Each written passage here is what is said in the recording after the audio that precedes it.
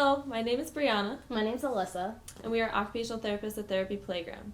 So today we'd like to talk to you a little about typical performance in children and some of the ways that we utilize our different strategies and tips to promote that typical performance and ways that the different types of things that we look at when we're evaluating a child.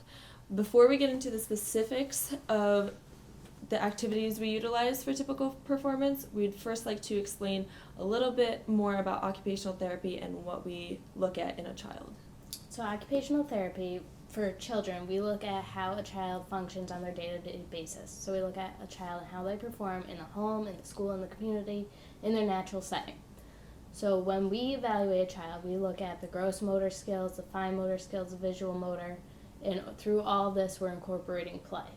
Another piece of OT is social participation, attention, grasping onto toys and objects, cutting, coloring, and self-care tasks. So this includes dressing, can they do buttons, zippers, put on their shirt, put on their pants, feeding, can they use utensils, are they a picky eater, a messy eater, and grooming. So do they tolerate baths, can they tolerate haircuts, do they brush their hair, do they brush their teeth.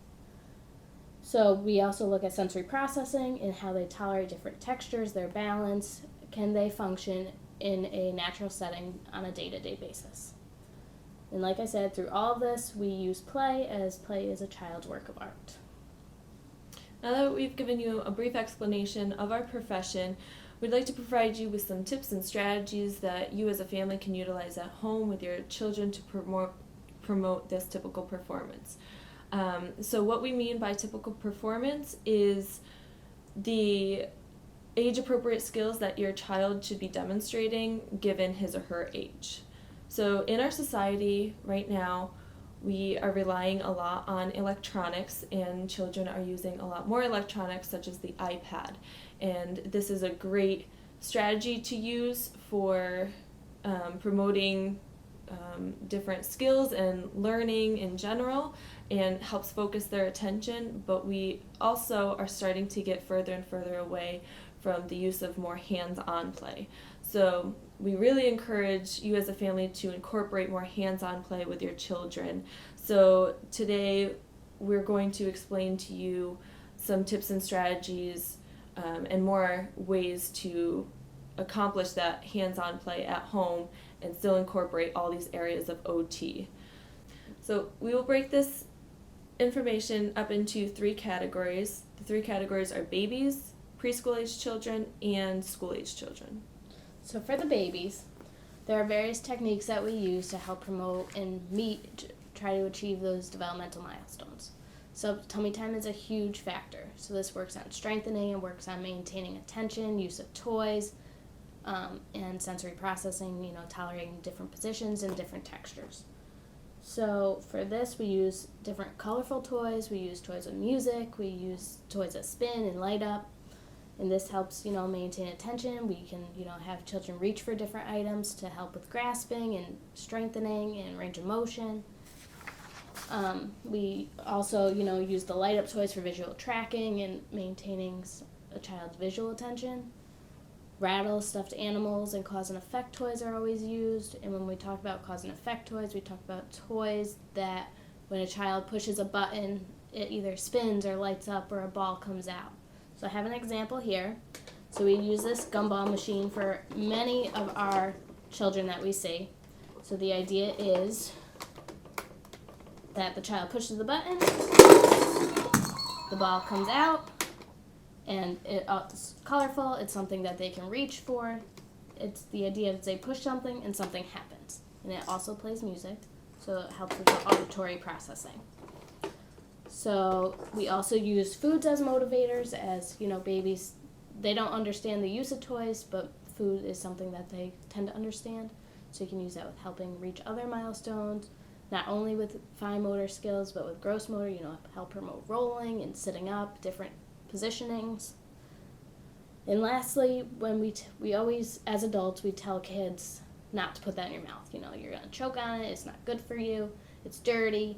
This is something that we want to not discourage, because, that's how a child explores, is through use of mouth. So you want to allow for children to mouth on different items as long as they're safe. And that helps with the oral sensory processing and different, tolerating different textures.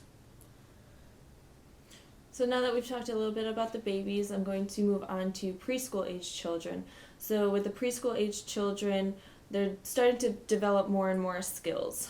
So really as OTs, we look at how they are following directions, how they are completing their pre-writing shapes, cutting tasks, coloring tasks, anything that they may be learning in preschool, and again, we always focus more on the play-based activities.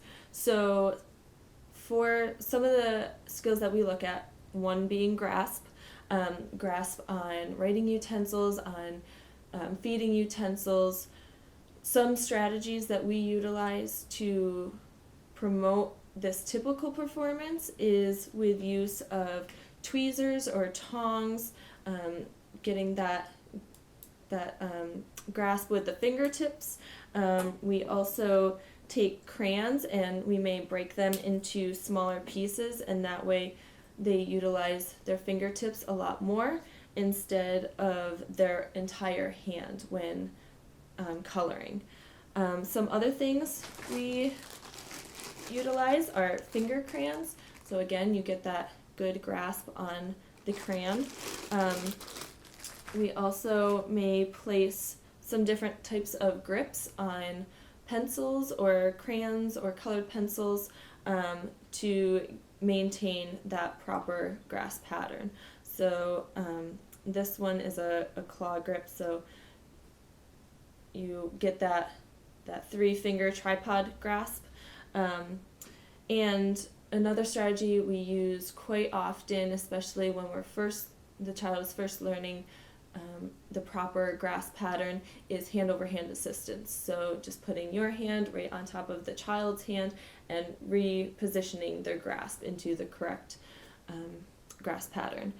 Some other skills we look at is cutting skills using scissors. So one strategy that we use is the use of spring-loaded scissors, and with the spring-loaded scissors you can push a button down and it automatically opens the scissors up. That just gives them a little bit more input as to how to manipulate the scissors and open and close. We also use bubble tongs, which kind of simulates the cutting movements, and you can pick up various objects with these bubble tongs.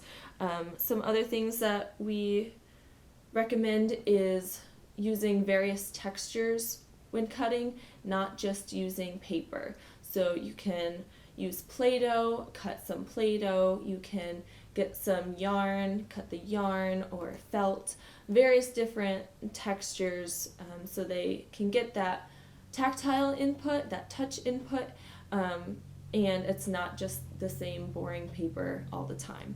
And then some other strategies we utilize for cutting skills, because you need bilateral hand coordination, so the use of both of your hands when cutting, holding onto the paper and using the scissors. We do different types of bilateral hand strategies, such as stringing beads onto a string. Moving on from cutting, we look at pre-writing skills. So with pre-writing skills, that means we want the children to go through all of the basic shapes that will eventually lead into writing letters. So straight lines, horizontal lines, circles, crosses, squares, and triangles gives you all of the shapes that will eventually create letters. So again, we want to use different textures and different materials. That way the child isn't getting bored of the same marker and crayon. You can use dry erase boards, of course, and paper, but we also like to use different strategies such as shaving cream and Play-Doh, form letters and shapes out of these different materials as well. And we also like to do more large movements and work our way to the smaller fine motor tasks. So if we are drawing a circle, we will draw a really big circle on a whiteboard or a chalkboard, and eventually as the child starts mastering that skill, we'll go smaller and smaller, and then they will really make a small circle instead. So from there, we're going to talk about school-age children. So at this age, children are pretty much independent in a majority of tasks. So they should have everything accomplished that has already been talked about. And then we move on to, working on really focusing on additional skills, but continuing with those foundational skills.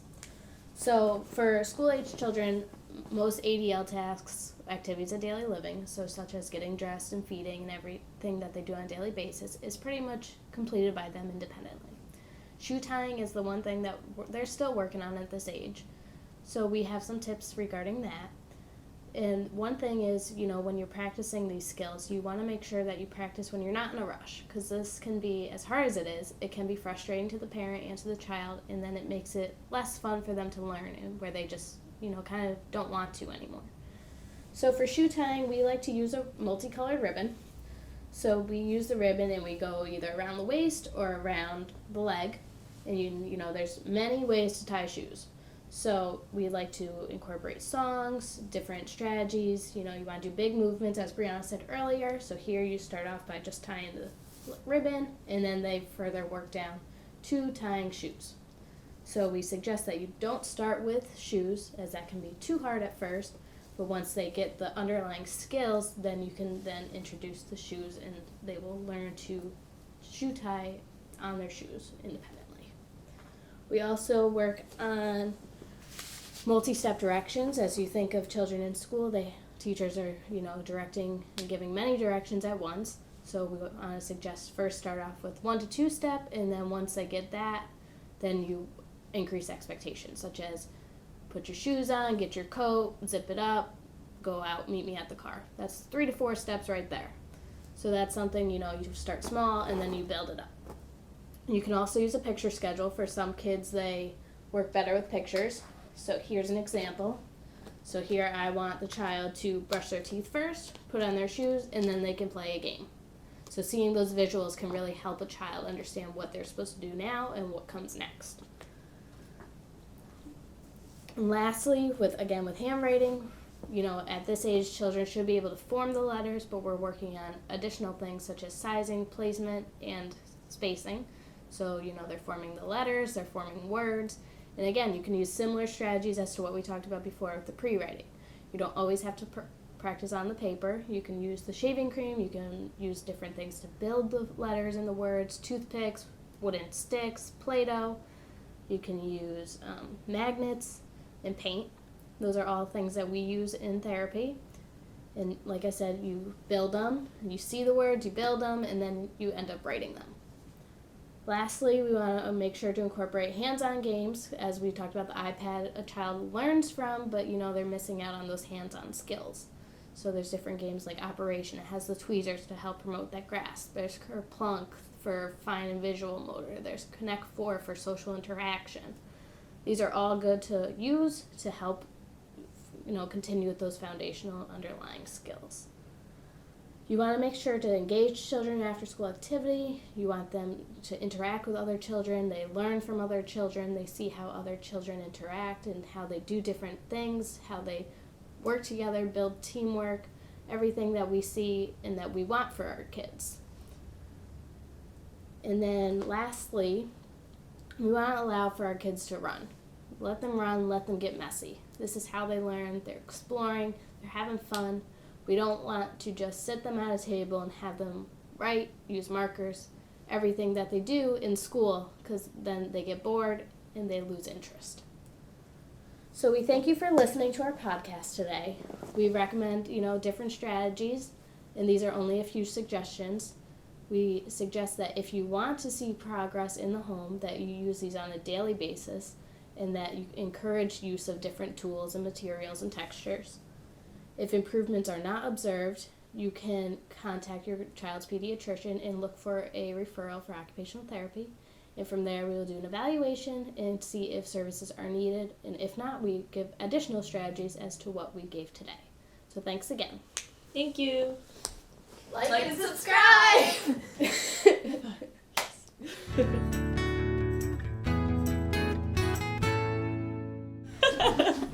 All right, thank you.